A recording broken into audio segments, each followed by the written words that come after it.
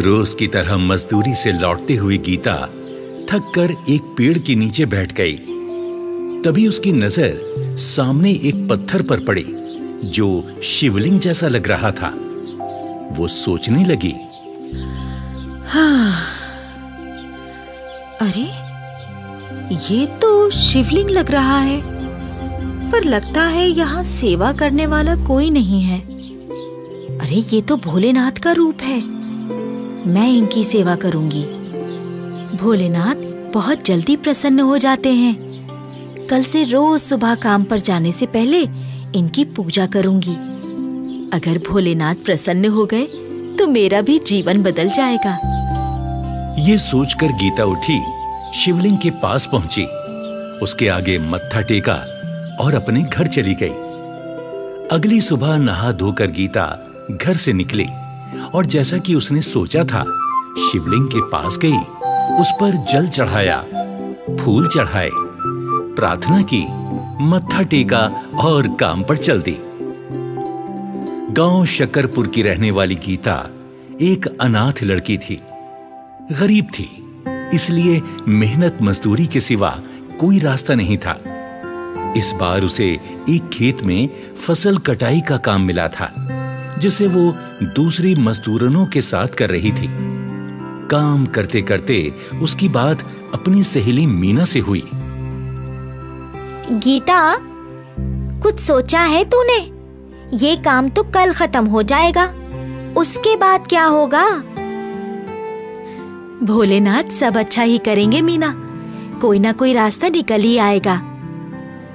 मैंने सुना है कि यहाँ के जमींदार साहब अपनी हवेली का काम करवा रहे हैं। उन्हें भी मजदूरों की जरूरत है।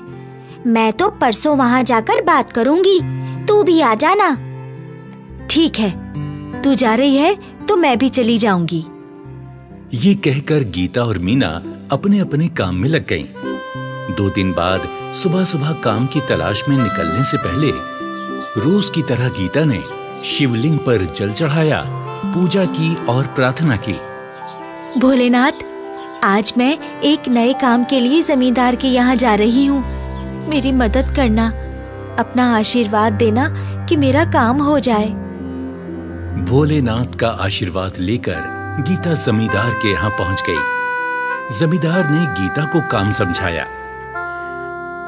देखो भाई, हमारा बड़ा घर बन रहा है, यहाँ कुछ मजदूरों की जरूरत है, घर बनाने के काम में भी और कटी हुई फसल को संभालने के काम के लिए भी।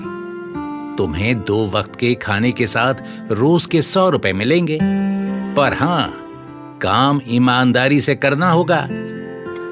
जी सरकार, मैं पूरी ईमानदारी और पूरी मेहनत से काम करूंगी। जमींदार ने गीता को काम पर रख लिया। गीता अपनी सहेली मीना और दूसरे मजदूरों के साथ मिलकर काम करने लगी। कभी ईंटें उठाना, कभी गारा मिट्टी मिलाना, कभी गोदाम में जाकर फसलों को ठीक से रखना। कई दिनों तक ऐसे ही काम चलता रहा। गीता खुश थी कि खाने को तो मिल ही रहा है, जब काम खत्म होगा तो इकट्ठे पैसे मिल जाएंगे और वो उसके काम आएंगे। वो भोलेनाथ से भी अपनी खुशी को बताती है। भोलेनाथ, आपकी कृपा से अच्छा काम मिल गया है, मेरे अच्छे पैसे बन जाएंगे। मैंने तो सब तय कर लिया है। जो पैसे मिलेंगे उनमें पहले तो घर की छत बनवाऊंगी, बाकी पैसे संभाल कर रखूंगी। अगर आगे चलकर कोई काम ना मिला तो अपना ही कुछ काम कर लूंगी। मेरी माँ भी सब्जियां बेचा करती थी, मैं भी वही कर लूंगी। बस ऐसे ही अपनी कृपा बनाए रखना भोलेनाथ। जय भोलेनाथ। ये कहकर गीता ने शिवलिंग के आगे मत्था टेका और काम पर चल दी। आखिर एक दिन काम खत्म हो ही गया। उस दिन गीता बहुत खुश थी। मीना, पूरे 40 दिन हो गए हैं। 100 रुपए दिहाड़ी के हिसाब से तो पूरे 4000 बन गए। हाँ गीता, जब पैसे मिल जाएं तो उन्हें संभाल कर रखना, मुसीबत के समय काम आएंगे। काम खत्म होने पर जब गीता और मीना जमींदार के पास पैसे मांगने पहुंची तो जमींदार गुस्से से भरकर बोला, क्या पैसे? कैसे पैसे? मजदूरी के पैसे सरकार। आपने कहा था कि जितने दिन मजदूरी होगी उतने दिन खाना मिलेगा और साथ में 100 रुपए रोज के हिसाब से मजदूरी मिलेगी। अरे क्या बकवास करती हो? मैंने ऐसा कब कहा है? अरे मैंने कहा था मजदूरी का काम है, तुम दिन भर मजदूरी करोगी और बदले में तुम्हें 2 वक्त का खाना मिलेगा। तुमने मजदूरी की, मैंने खाना दिया, हिसाब बराबर। अब चलो निकलो यहाँ से। अगली बार कोई काम होगा तो आदमी भेजकर बुला लूंगा। नहीं सरकार, आपने कहा था कि 2 वक्त का खाना मिलेगा और 100 रुपए रोज के हिसाब से मजदूरी। चाहे तो मीना से भी पूछ लीजिए सरकार। अरे मुझे क्या दूध पीता बच्चा समझा है, हैं? साथ में इसे भी सिखा पढ़ा कर ले आई। अरे मैं क्या तुम जैसी औरतों की चालाकी नहीं समझता? पहले पेट भरकर खाना खा लिया, अब चालाकी से मुझसे पैसे ऐंठना चाहती हो। चलो निकलो यहाँ से, कहीं ऐसा ना हो जाए कि मुझे गुस्सा आ जाए और मैं कुछ कर बैठूं। आओ यहाँ से। गीता और मीना को समझ आ गया था कि ये इंसान अब पैसे नहीं देने वाला, यहाँ से चलने में ही भलाई है। गीता और मीना आंखों में आंसू लिए अपने अपने घर चली गईं। गीता अपने घर चरपाई पर लेटे लेटे अपनी टूटी छत की ओर देख रही थी। उसकी आंखों में आंसू थे। वो अपने आप से कहने लगी, थोड़े दिनों में बारिश शुरू हो जाएगी।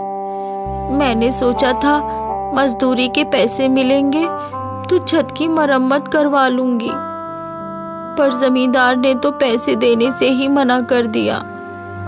अब मैं क्या करूंगी? इसी तरह आंखों में आंसू लिए गीता अपने आने वाले कल के बारे में सोच रही थी। तभी उसे अपनी मां की कही बात याद आई। बेटा, जिसका कोई नहीं होता उसका ईश्वर होता है। जब समस्या का कोई हल ना निकले तो ईश्वर से प्रार्थना करो, वो हर समस्या सुलझाता है। माँ ठीक कहती थी, मुझे भोलेनाथ से अपनी समस्या बतानी चाहिए, वो ही कोई रास्ता निकालेंगे। अगली सुबह गीता रोज की तरह शिवलिंग के पास पहुंची। जल चढ़ाया, बेल पत्ते और फूल चढ़ाए और आंखों में आंसू लिए प्रार्थना करने लगी। भोलेनाथ, मेरे साथ अन्याय हुआ है। मेरी 40 दिन की मजदूरी जमींदार ने मार ली है। मुझे मेरी मजदूरी दिलवा दो भोलेनाथ। रोते रोते गीता ने अपना सिर भोलेनाथ के आगे टिका दिया। तभी गीता के कानों में आवाज पड़ी, उठो पुत्री। भोलेनाथ, आप? हाँ पुत्री, मैंने तुम्हारी प्रार्थना सुन ली है। तुम चिंता मत करो, मेहनत की कमाई कभी कहीं नहीं जाती। तुम्हारी 40 दिन की भक्ति भी पूरी हुई है और 40 दिन की मजदूरी भी। तुम आराम से घर जाओ, तुम्हारी हक की कमाई खुद तुम्हारे घर चलकर आएगी। गीता ने अपने आंसू पोंछे और चेहरे पर मुस्कान लिए घर वापस आ गई। उधर जमींदार अपनी तिजोरी में नोट गिन गिन कर रखे जा रहा था।